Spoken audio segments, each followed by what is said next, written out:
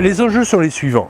Nous produisons du bois, enfin du moins la forêt produit du bois et nous le récoltons très peu. Nous récoltons 20%, 22% de l'accroissement annuel. Or les besoins nouveaux, que ce soit pour la papeterie ou pour l'énergie ou pour le bois d'œuvre, sont beaucoup plus importants maintenant.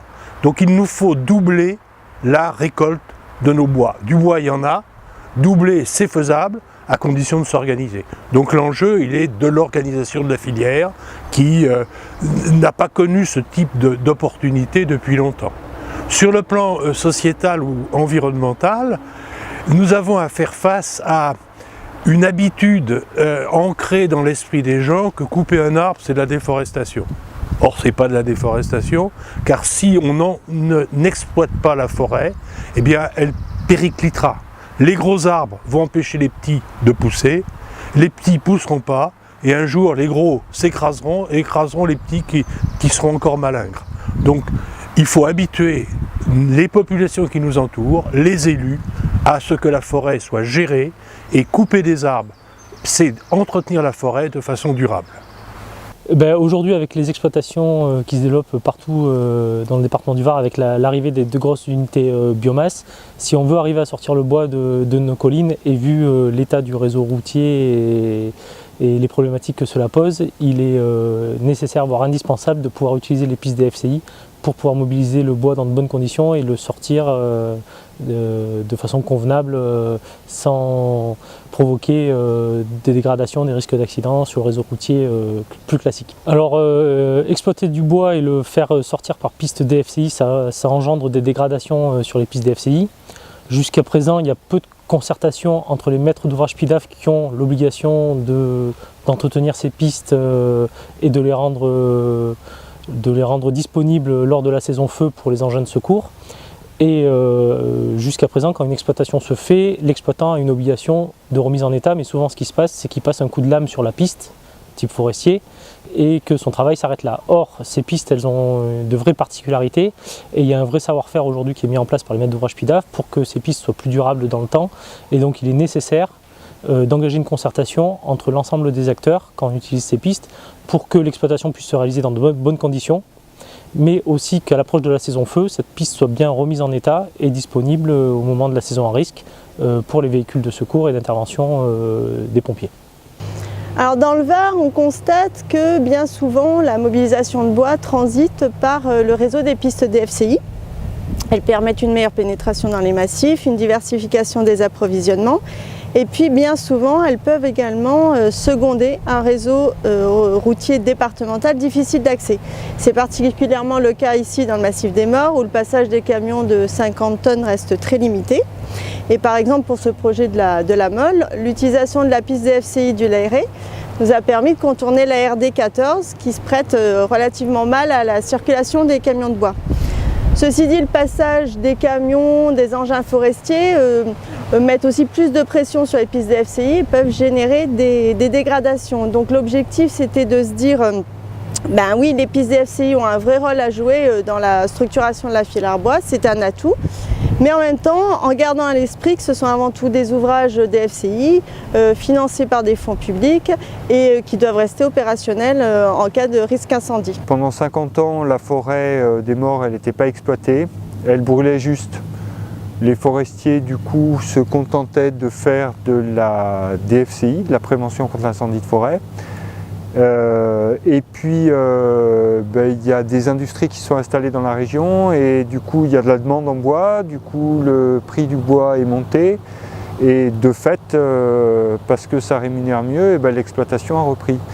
Et on se retrouve avec deux familles de forestiers qui ne se parlent pas vraiment, ceux qui font de la gestion patrimoniale et de l'exploitation forestière et ceux qui font de la prévention contre l'incendie de forêt. Or, aujourd'hui, les ouvrages, les infrastructures qui permettent de donner accès à la ressource forestière, c'est des pistes DFCI. Ces infrastructures-là, elles sont tenues, gérées, entretenues par des maîtres d'ouvrage qui font de la prévention. Et du coup, il faut coordonner les efforts et les actions des uns et des autres. C'est probablement le plus compliqué, avec également l'intervention de forêt publique et forêt privée où on a des entités qui sont complètement différentes et qui ne sont pas forcément très coordonnées, pas très habituées à se parler non plus. Et le long d'une piste DFCI, on a presque toujours différents types de fonciers, de la forêt communale, de la forêt domaniale et du foncier privé, de la forêt privée. Et l'ensemble de ces éléments-là font que on est obligé de mettre autour de la table pour un projet comme celui-là l'ensemble des acteurs du monde forestier. Et du coup, ça nécessite forcément un coordinateur.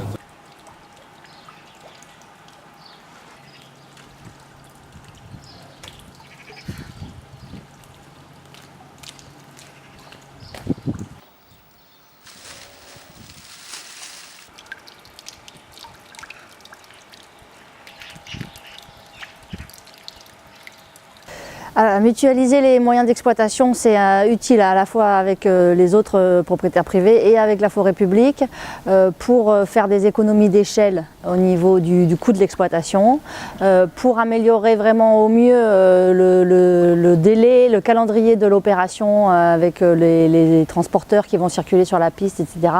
Et du coup, pour être bien coordonné avec les collectivités publiques qui sont responsables de la gestion du risque incendie sur le secteur. Alors en fait on s'est coordonné avec l'Office national des forêts qui exploite sur les forêts publiques pour avoir un exploitant en commun, donc voilà, partager le même exploitant, avoir des transporteurs en commun et se coordonner pour être vraiment bien complémentaires sur les débouchés des bois.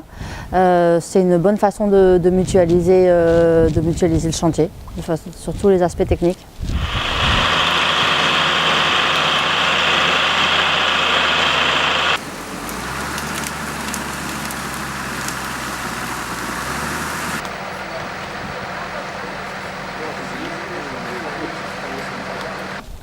L'avantage principal, c'est un gain économique, un gain de temps et un gain de coordination avec les collectivités et les autres partenaires du projet. Le regroupement de chantiers de petites propriétés, c'est pour rendre viable économiquement un chantier. Parce que le bois ayant une faible valeur sur pied, de manière générale, en région Provence-Alpes-Côte d'Azur, le bois ne se négocie qu'à des prix faibles. Et pour déplacer des machines et du personnel, il faut regrouper un volume d'activité et donc un chiffre d'affaires suffisant. La forêt privée est très diverse. Elle est parfois trop petite pour intéresser un acheteur de bois, un exploitant forestier. Surtout si l'on veut travailler de façon un peu délicate et protectrice, je veux dire avec un but protecteur de la forêt et un souci de renouvellement de cette forêt. Parce que si l'on ne veut pas pratiquer de coupe rase, on va avoir à l'unité de surface nécessairement un prélèvement de bois moindre et donc qui va moins intéresser un acheteur de bois qui lui préfère faire des coupes volumineuses d'un coup. Voyez ? Donc une petite propriété, elle est obligée de voir avec ses voisins si elle peut regrouper l'offre pour pouvoir intéresser un acheteur. Donc une des principales raisons du regroupement de chantier pour la petite propriété privée, c'est cela.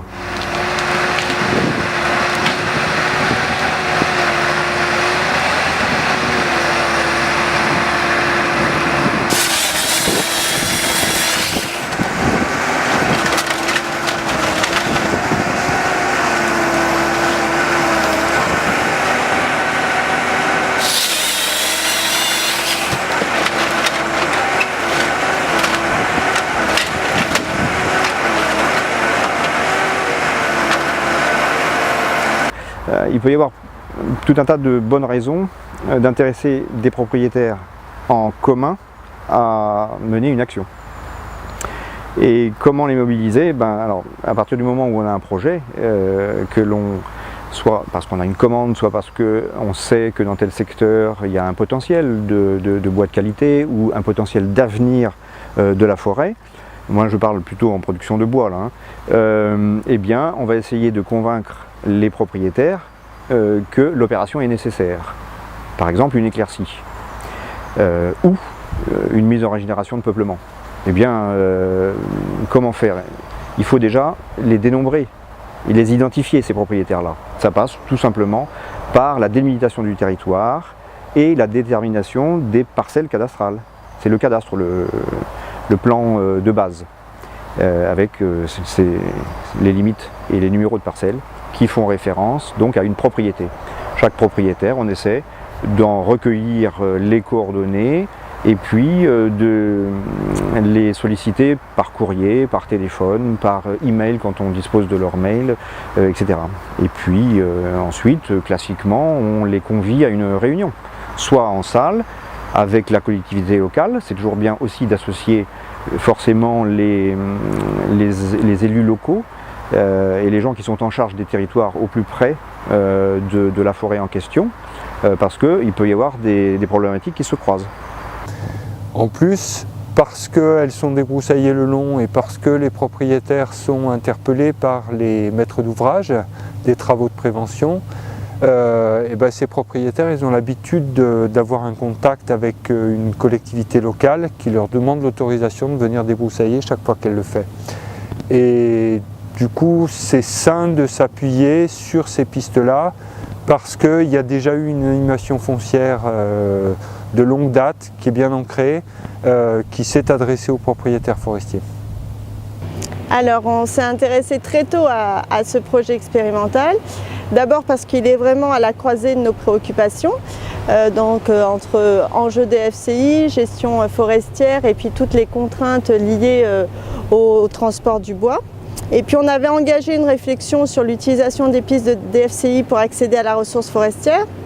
Et du coup, ce chantier, c'était l'occasion de tester de manière concrète la compatibilité entre des chantiers utilisant des pistes DFCI pour la sortie de bois et le respect de la mission première de ces pistes qui sont avant tout des ouvrages DFCI. Alors, le département est intervenu en appui technique à 2 niveaux. D'abord, on a travaillé sur des outils destinés à minimiser au maximum les dégradations de pistes liées à ces chantiers forestiers. Donc, on a travaillé d'abord sur une procédure type de concertation entre les acteurs de la gestion forestière et de la DFCI, parce qu'on se rend compte que ces chantiers via pistes DFCI, elles se font rarement en concertation avec les maîtres d'ouvrage PIDAF, qui pourtant ont en charge l'entretien et le financement de ces pistes. Et ce manque de concertation souvent est à l'origine de risques de dégradation. Après, on a travaillé sur des états des lieux avant-après, parce que ça nous semblait être la meilleure garantie pour minimiser les dommages. Et puis on a proposé des préconisations d'utilisation et de remise en état de la piste DFCI, des pistes DFCI après chantier et au regard des enjeux DFCI. Et ça, c'est un document qui est destiné aux exploitants et surtout aux transporteurs et qui fixe une sorte de règle du jeu. Et puis on a eu une autre intervention, cette fois avec la régie départementale, qui est intervenue sur la piste du Layré elle-même. D'abord en amont du chantier pour préparer la piste au passage des engins et des camions avec des petits travaux comme l'abaissement des revers d'eau, la purge des flaques d'importance ou le curage de fossés. Et puis on interviendra après le chantier, une fois que les bois auront été évacués, pour cette fois une remise en état complète et durable de la piste en prévision de la saison estivale. Donc en règle générale, quand il y a une exploitation forestière, elle est faite par de gros engins. Et donc selon les périodes, on a des dégâts qui sont faits sur les pistes, soit pendant l'exploitation, soit après quand le bois est évacué. Et on a aussi des rémanents de coupe qui peuvent être laissés sur les bandes débroussaillées. Et donc annuler tout le travail que nous on fait de débroussaillement pour la protection de la forêt contre les incendies. Donc c'est pour ça que c'est important qu'on sache en amont les différents travaux, les différentes coupes qui sont prévues sur le territoire, pour voir avec les gestionnaires de forêt les périodes à laquelle ils vont intervenir et pour qu'on puisse s'assurer qu'avant qu'ils partent, que la piste ne soit pas endommagée et que le bois ou les branchages ne soient pas restés sur la bande débroussaillée. Donc c'est la concertation qui nous permet de voir en amont un peu les coupes de bois, mais elle se fait, je dirais moi, dans les 2 sens. C'est-à-dire que nous, il faut qu'on soit au courant qu'il y a des coupes de bois qui sont prévues dans certains secteurs, mais il faut aussi que les gestionnaires de forêt puissent s'adapter aussi aux exigences des maîtres d'ouvrage des FCI et aux capacités d'autres propriétaires forestiers pour mobiliser le bois sur des zones plus vastes à un moment donné, pour emprunter les pistes des FCI qu'une fois tous les 10 ans par exemple pour faire des coupes de bois, au lieu de revenir tous les 2 ans pour faire des coupes de bois de moins d'importance, mais qui font systématiquement les mêmes dégâts sur les pistes d'FCI. Donc c'est pour ça que la concertation avec les gestionnaires de forêt, publics ou privés, et les maîtres d'ouvrage des FCI est importante, puisqu'elle va nous permettre d'être beaucoup plus efficaces aussi bien sur les coupes de bois que sur les ouvrages des FCI, puisqu'on arrivera à moins les endommager de cette façon-là. Nous, dans le cadre de notre PIDAF, donc de plan de débroussaillement, il y a une partie, donc le HAF, qui est l'aménagement forestier, et donc on se doit aussi de veiller à ce qu'au-delà des limites de nos coupures de combustible, il y ait un travail qui soit fait d'éclaircie ou de coupe de bois pour diminuer la combustibilité des peuplements, et parfois même de pouvoir profiter des coupes de bois pour faire des éclaircies sur les bandes débroussaillées pour les maintenir en bon état pour la lutte.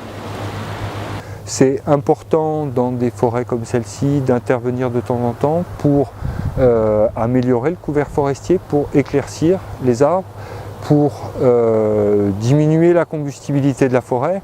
Et du coup, c'est important de ne pas perdre le fil, de se rappeler qu'ici il y a une piste des FCI parce que la forêt brûle, de se rappeler que la première des interventions c'est celle-là, et que tous les travaux qu'on va devoir faire qui sont à vocation d'amélioration de la forêt, pas forcément uniquement de sortir des produits, tous ces travaux-là, ils doivent tenir compte des impératifs de la prévention contre l'incendie, et notre intervention, elle doit être vertueuse par rapport à la sensibilité au feu. C'est-à-dire qu'on doit, bien sûr, sur la coupure de combustible, ne pas laisser de rémanents, les broyer systématiquement, mais quand on intervient dans les parcelles qui vont au-delà de la coupure de combustible, on ne doit pas non plus aggraver la sensibilité du maquis à l'incendie en laissant par exemple tous les rémanents mélangés au maquis. D'où différentes interventions en broyage de plaquettes sur des arbres entiers ou des choses comme ça. Alors dans ce projet, ce qui est bien, c'est que du coup j'ai été sollicitée très tôt. Le syndicat mixte du Massif des Maures donc, a été dès le début sollicité et impliqué dans ce projet multipartenaire. Donc la question environnementale a de suite été prise en considération et ça a permis justement d'avoir ces résultats. À savoir qu'a priori il n'y aurait pas de tortue d'Hermann au niveau du site Natura 2000, la pertuis du col Perrier en hibernation durant les travaux. Donc vraiment ça permet aussi aux acteurs du projet d'être sereins vis-à-vis des impacts potentiels sur la biodiversité. Donc j'espère qu'à l'avenir, et c'est déjà le cas avec plusieurs acteurs, ce type de collaboration sera fait régulièrement pour qu'on prenne en compte tous les aspects du projet, à la fois forestier et environnemental. Bien, le projet du Léré, c'est un projet pilote. Pourquoi ? Parce que nous avons des pistes qui sont normalement des voies spécialisées pour la défense des forêts contre l'incendie, et leur assiette, enfin du moins le terrain, n'est pas forcément adapté, est adapté pour des pompiers, mais n'est pas adapté pour des gros camions. Et donc, si on veut les utiliser pour sortir du bois, ce qui est difficile, ce qui est lourd, il faut qu'on essaie de concentrer tout l'effort d'abattage, de travail et d'exploitation sur une période courte, bien cadré dans le calendrier, de façon à ce qu'au moment où arrive l'été et les risques d'incendie, la piste, si elle a été un peu abîmée, puisse être reconstituée et bien mise aux normes pour les pompiers. Et là, nous avons dit, essayons de voir si la forêt publique, l'ONF, qui avait une coupe à faire, et les propriétaires privés qui n'avaient pas fait de coupe depuis longtemps, sont peut-être l'occasion de les regrouper pour faire une opération en quelques mois, et on n'y repasse plus pendant 10 ans. Et donc ce projet, c'était la coordination entre la forêt publique, la forêt privée, et qui a été nous avons été amenés à faire travailler ensemble tous les organismes concernés, que ce soit l'État avec la DDTM, que ce soit les départements, que ce soit les ASL qui gèrent les forestiers privés, que ce soit l'ONF ou le syndicat et l'interprofession. Nous avons réussi à ce que toutes ces opérations soient coordonnées, et nous attendions de Forêt Modèle, qui est pour nous notre véhicule de communication et de coordination dès que c'est compliqué, nous attendions de Forêt Modèle qu'elle sache jouer ce rôle d'animateur, coordinateur et de liant entre tous ces organismes qui se connaissent mais qui n'avaient pas l'habitude de travailler ensemble. Donc c'est un projet pilote, il va être réussi, il est réussi, et nous allons le redémultiplier quand il faudra.